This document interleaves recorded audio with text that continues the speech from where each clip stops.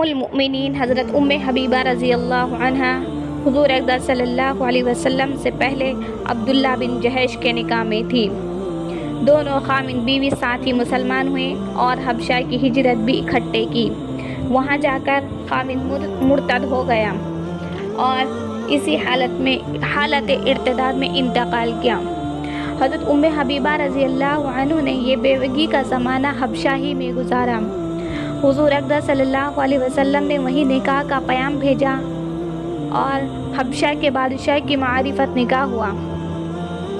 نکاح کے بعد مدینہ طیبہ تشریف لائے۔ صلح کے زمانے میں ان کے باپ ابو سفیان مدینہ طیبہ آئے کہ حضور صلی اللہ علیہ وسلم سے صلح کی مضبوطی کے لیے گفتگو کرنا تھی۔ بیٹی سے ملنے کے لیے گئے، وہاں بستر بچھا ہوا تھا، اس پر بیٹھنے لگے تو حضرت حبیبہ رضی اللہ عنہا نے وہ بستر الٹ دیا۔ باپ کو تعجب ہوا کہ بجائے بستر بچھانے کے اس بچھے ہوئے کو بھی الٹ دیا۔ پوچھا کہ یہ بستر میرے قابل نہیں تھا اس لیے لپیٹ دیا یا میں بستر کے قابل نہیں تھا؟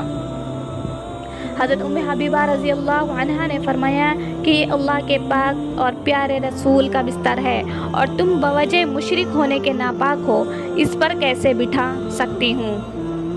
باپ کو اس بات سے بہت رنج ہوا اور کہا تم مجھ سے جدا ہونے کے بعد بری عادتوں میں مبتلا ہو گئی ہو۔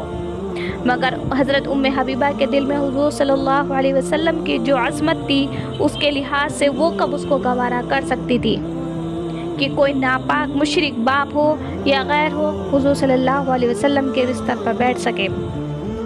ایک مرتبہ حضور صلی اللہ علیہ وسلم سے چاشت کی 12 رکعتوں کی فضیلت سنی تو ہمیشہ ان کو پابندی سے نبھا دیا۔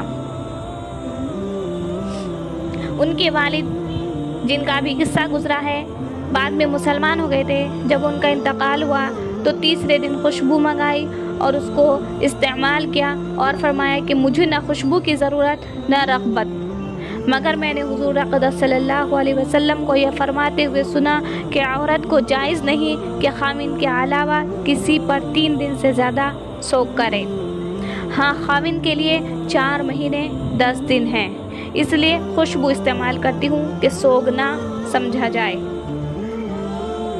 جب خود اپنے انتقال کا وقت ہوا تو حضرت عائشہ رضی اللہ عنہا کو بلایا اور ان سے کہا کہ میرا اور تمہارا معاملہ سوکن کا تھا اور سوکنوں میں آپس میں کسی نہ کسی بات پر تھوڑی بہت رنجش ہو ہی جاتی ہے۔ اللہ مجھے بھی معاف فرماوے اور تمہیں بھی۔ حضرت عائشہ رضی اللہ عنہا نے فرمایا اللہ تمہیں سب معاف کرے اور درگزر فرمائے۔ یہ سن کر کہنے لگی کہ تم نے مجھے اس وقت بہت ہی خوشی پہنچائی، اللہ تمہیں بھی خوش و خرم رکھے۔